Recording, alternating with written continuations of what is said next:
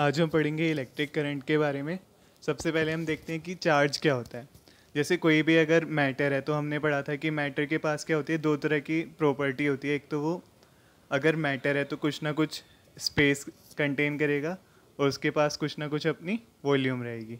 ऐसी intrinsic property होती है मैटर की, वो होता है चार्ज। मतलब अगर कोई मैटर है तो उसमें चार्ज की प्रॉपर्टी भी रहेगी। और ये जो चार्जेस होते हैं ये टू टाइप्स में होते हैं, एक होता है पॉजिटिव चार्ज और एक होता है नेगेटिव चार्ज। अगर दोनों इक्वल नंबर में प्रेजेंट है तो वो मैटर कैसा रहेगा, वो न्यूट्रल रहेगा। अगर पॉजिटिव चार्ज ज़्यादा है तो हम कहेंगे कि वो पॉजिटिवली चार्ज है, और नेगेटिव चार्ज ज़्यादा है तो हम उस ऑब्जेक्ट को बोलेंगे कि वो नेगेटिवली चार्ज है।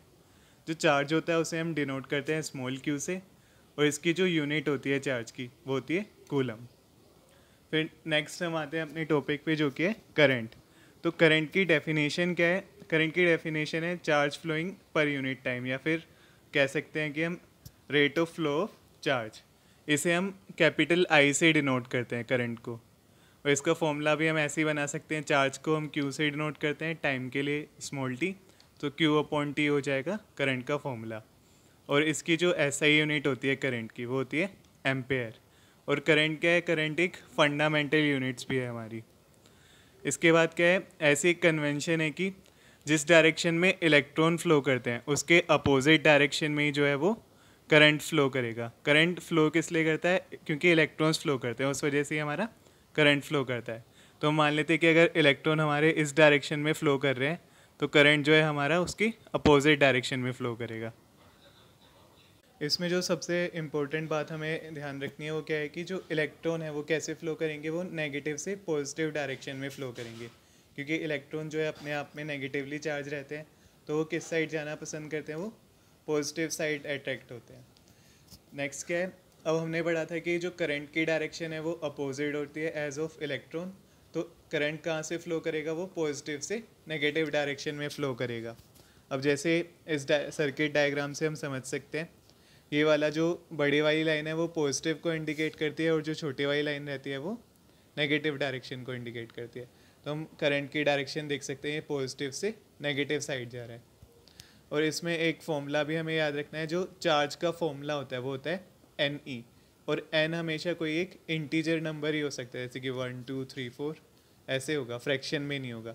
और इलेक्ट्रॉन यहाँ पे इलेक्ट्रॉन की वैल्यू रहती है जो रहती है 1.6 इंटू 10⁻⁻19। अब एक क्वेश्चन देख लें, जैसे कि if N E flow from A to B in T second find I. मतलब इसमें इस क्वेश्चन में हमें जो है करंट फाइंड करना है, और यहाँ पे एन ई की वैल्यू जो ये, मतलब हमें एन ई बताया हुआ है चार्ज के लिए, चार्ज कितना हो रहा है, और इसकी डायरेक्शन है ए टू बी और टाइम है हमारे पास टी सेकेंड। तो हमें करंट का फॉर्मूला रिकॉल करना है जो कि होता है क्यू अपॉन टी। और क्यू क्या होता है, यहाँ पे हमने देखा एन ई, तो यहाँ पे वही वैल्यू पुट कर देंगे। अब एन की वैल्यू हमें पता नहीं है उसका नंबर कितना है, पर हमें ई की जो वैल्यू है वो हमेशा फिक्स रहती है, तो हम वो लिख सकते हैं 1.6 इंटू 10⁻⁻19। और टाइम यहाँ पर टी सेकेंड है, तो ये यहाँ पे इतना ही आ जाएगा। इसके आगे तो कुछ कर नहीं सकते, बाकी वैल्यूज़ हमें गिवन नहीं है। अब नेक्स्ट क्या है, इसमें डायरेक्शन पूछेगा तो क्या करना है। अगर electron A to B flow कर रहा है तो डायरेक्शन ऑफ करंट क्या हो जाएगी, वो बी टू ए हो जाएगी।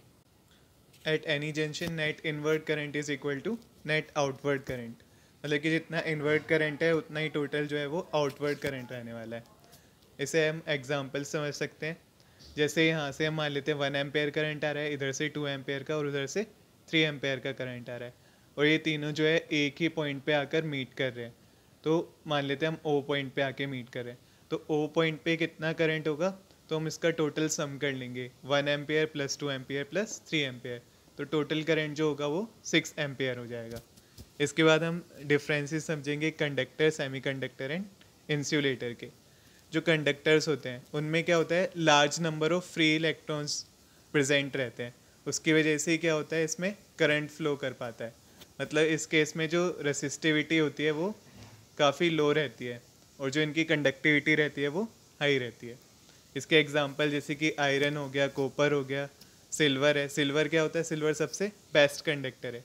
Next is semi conductor.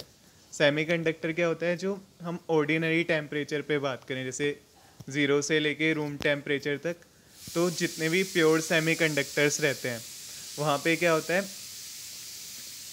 वहाँ पे वो इलेक्ट्रॉन को फ्लो करने पे अलाउ नहीं करते, मतलब कि उनमें करंट भी फ्लो नहीं कर पाएगा। इसके एग्जांपल जैसे कि सिलिकॉन है या जर्मेनियम है। अगर हम इन पे डोपिंग कर दे सेमीकंडक्टर्स में, इन्हें इम्प्योर बना दे, तब जो है करंट फ्लो कर पाता है, तब इन्हें डिवाइसेस में भी यूज़ कर पाते हैं।